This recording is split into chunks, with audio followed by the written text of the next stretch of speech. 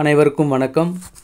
நம்மளுடைய modern survey இன் Tamil YouTube சேனலில் TNPSC மூலமாக வெளியாகி நீதிமன்றங்களில் உள்ள வழக்குகள் பற்றி நம்ம வீடியோ அப்லோட் பண்ணிட்டு இருக்கோம். அதில் இந்த ரோடு இன்ஸ்பெக்டர் கேஸுடைய ஜட்ஜ்மெண்ட் நம்ம அந்த பிடிஎஃப் வெளியாச்சு நம்ம வீடியோ போட்டிருந்தோம். அந்த ரோடு இன்ஸ்பெக்டர் வீடியோவில் கமெண்ட்டில் நிறையா பேர் என்ன கேட்டிருந்தாங்க அப்படின்னா, சார் ஜேடிஓ பற்றி நீங்கள் சொல்லவே இல்லையே இதில், ஸோ ஜேடிஓவுக்கு என்ன இதில் இருக்குது அப்படி நிறையா பேர் கேட்டிருந்தாங்க. ரியாலிட்டி என்ன அப்படின்னா, ரோடு இன்ஸ்பெக்டருடைய இந்த வழக்குலையும் ஜேடிஓவுடைய வழக்கையும் ரெண்டையும் ஒன்றாக்கி தான் இந்த வாதங்கள் போய்கிட்டு இருந்துச்சு. முதல்ல ஜேடிஓவுக்கு ஒரு வழக்கு இருந்துச்சு, ரோடு இன்ஸ்பெக்டருக்கு ஒரு வழக்கு இருந்துச்சு. அப்புறம் ரோடு இன்ஸ்பெக்டருடைய தீர்ப்பை மேற்கோள் காட்டி ஜேடிஓ கேஸில் போட்டவங்க அப்பீல் பண்ணும்போது ரோடு இன்ஸ்பெக்டர் கேஸையும் ஜேடிஓ கேஸையும் ரெண்டையும் ஒன்றா மெர்ஜ் பண்ணி அவங்க ஸ்டெப் எடுத்தாங்க. அப்படி மெர்ஜ் பண்ணும்போது ரெண்டு வழக்குலையுமே என்ன பண்ணிட்டாங்கன்னா, ஏற்கனவே உள்ள தீர்ப்பையே ஃபாலோ பண்ணுற மாதிரி கடந்த ஆகஸ்ட் 13 அன்னைக்கு வெளியான விவாதங்களில் சொல்லிட்டாங்க. அதாவது என்ன அப்படின்னா, ரோடு இன்ஸ்பெக்டரை பற்றி தெரியும் நமக்கு, ஐடிஐ கண்டிப்பாக டாக்குமெண்ட் சீல் முடிச்சிருந்தால் மட்டும்தான் அதை வேலைவாய்ப்பு வழங்கணும்னு சொல்லி தீர்ப்பு விட்டாங்க. அது யாருக்கு அப்படின்னா, ப்ரீவியஸாகவே வெளியான முதல் ஜட்ஜ்மெண்ட்லேயே அப்படி தான் இருக்குது. அப்போ ஜேடிஓவுக்கு என்ன இருந்துச்சு ப்ரீவியஸ் தீர்ப்பு பார்த்திங்கன்னா, அவங்க என்ன போட்டிருந்தாங்க, ஜேடிஓவில் பல தரப்பட்ட போஸ்ட் இருந்துச்சு. JDO PWD, JDO water board, JDO rural development department, JDO highways department, இந்த மாதிரி பல தரப்பட்ட டிபார்ட்மெண்ட் இருந்துச்சு. அதில் சில டிபார்ட்மெண்ட்டில் மட்டும்தான் மஸ்ட் பாசஸ் இன் சிவில் கொடுத்துருந்தாங்க. அப்போ அவங்க வழக்கு என்னவாக இருந்துச்சு அப்படின்னா, டிப்ளமோ முடித்த மாணவர்கள் மஸ்ட்டு பாசஸ் இன் டிப்ளமோன்னு இருக்கும்போது அதுக்கு நீங்கள் டிப்ளமோ முடிச்சிருந்தால் மட்டும்தான் வேலைவாய்ப்பு வழங்கணும், ஸோ அதை கொடுங்க அப்படின்னு வழக்கு போடுறாங்க. அதுக்கு அவங்க எதை ரெஃபர் பண்ணுறாங்க அப்படின்னா, ரோடு இன்ஸ்பெக்டரில் வெளியான தீர்ப்பு.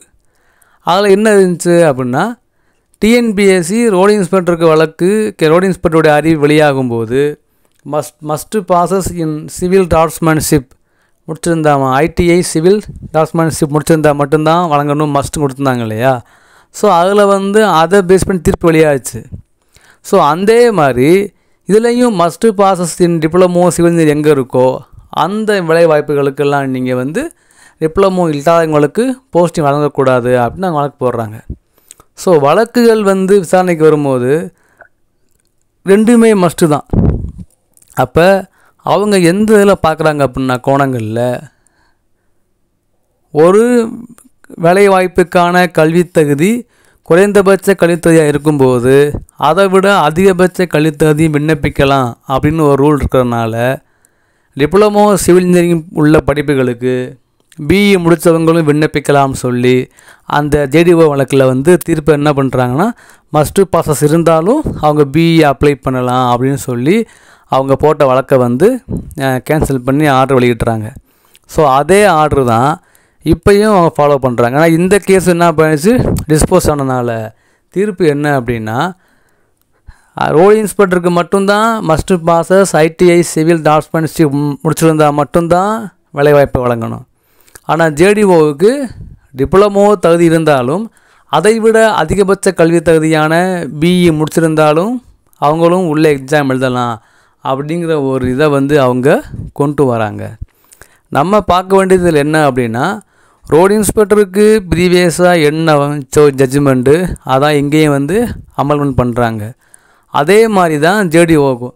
அப்போ சிலர் கேட்பாங்க, சார் ரோடு இன்ஸ்பெக்டருக்கு மட்டும் மஸ்ட்டு பாசஸ் இருக்கும்போது அவங்க கொடுத்தாங்களே, டிப்ளமோவுக்கு ஏன் கொடுக்கலன்னு கேள்வி வரும்போது தான் அவங்க சொல்லக்கூடிய வாதம் என்னவாக இருக்குது அப்படின்னா, டிப்ளமோ சிவில் கண்டிப்பாக முடிச்சிருக்கணும், ஆனால் அதை விட அதிகபட்ச கல்வி தகுதியான பிஇ சிவில் முடித்தவங்களும் விண்ணப்பிக்கலாம்னு ரூல் இருக்குது அப்படின்னு சொல்லி அந்த ரூலை மேற்கோள் காட்டி இவங்க என்ன பண்ணுறாங்கன்னா தீர்ப்பு வெளியிடுறாங்க.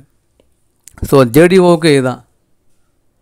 ஸோ இப்போ ஜேடிஓ டிப்ளமோ முடித்தவங்க என்ன பண்ணுறாங்க அப்படின்னா, ஐடிஐ முடித்தவங்களுக்கு ரோடு இன்ஸ்பெக்டர் இருக்குது, டிப்ளமோவுக்கு என்ன இருக்குது, டிப்ளமோவுக்கு பிஎஸ்டிஎம்மும் கிடையாதுங்கிறாங்க. டிப்ளமோவுக்கு பிஎஸ்டிஎம் இல்லைன்னு சொல்லலை, டிப்ளமோவுக்கு எப்படி பிஇக்கு பிஎஸ்டிஎம் கொண்டு வந்தாங்களோ எல்லா பிஇக்குமே பிஎஸ்டிஎம் கிடையாது. ஒரு சில கல்வி ஆண்டு முதல் தான் பிஎஸ்டிஎம் இருக்குது. அதே மாதிரி டிப்ளமோவுக்கும் 22-23ஆம் கல்வியாண்டிலேருந்து தான் பிஎஸ்டிஎம் இருக்குன்னு சொல்கிறாங்க. டோட் வந்து டிப்ளமோவுக்கு பிஎஸ்டிஎம் இல்லைங்கிறத பல முறை அறிவிச்சிட்டாங்க.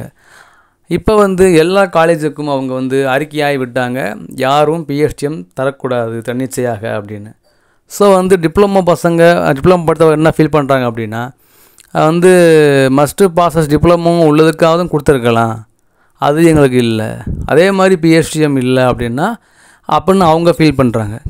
ஸோ ஜூனியர் டிராஃப்டிங் ஆஃபீஸர் கேஸில் தீர்ப்பு வந்து டிப்ளமோவுக்கும் டிப்ளமோ வேலைவாய்ப்புகளுக்கு பியும் அப்ளை பண்ணலாம் அப்படிங்கும்போது இந்த வழக்கினுடைய தீர்ப்பு என்ன ஆச்சு அப்படின்னா, ஜேடிஓவுக்கு மஸ்ட்டு பாஸ் டிப்ளமோ இருந்தாலும் இல்லாமல் விட்டாலும் டிப்ளமோவும் பியும் அப்ளை பண்ணலாங்கிறனால இந்த கேஸ் என்ன பண்ணுறாங்க, கோர்ட்டு வந்து டிஸ்மிஸ் பண்ணுறாங்க. ஸோ இதுதான் ரியாலிட்டி. அதனால தான் நான் வந்து ரோடு இன்ஸ்பெக்டர் கேஸோடு அதை கம்பேர் பண்ணலை.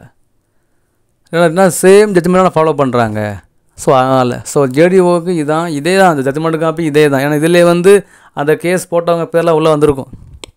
ஜேடிஓவுக்கு யார் கேஸ் போட்டாங்களோ, ரோடு இன்ஸ்பெக்டருக்கு யார் கேஸ் போட்டாங்களோ அவங்களோட நம்பர் எல்லாமே இதில் வந்து 2 கேஸையும் எப்போ மெர்ஜ் பண்ணிட்டாங்களோ அப்போ ஒரே இது தான். ஸோ அதனால் வந்து பெரிய இது கிடையாது. ஸோ அடுத்த கட்டம் நான் வந்து இன்னொரு வீடியோவில் நான் சொல்கிறேன் டீட்டெயிலாக. அடுத்த கட்டம் என்ன பண்ணுறாங்கன்னு. தேங்க்யூ.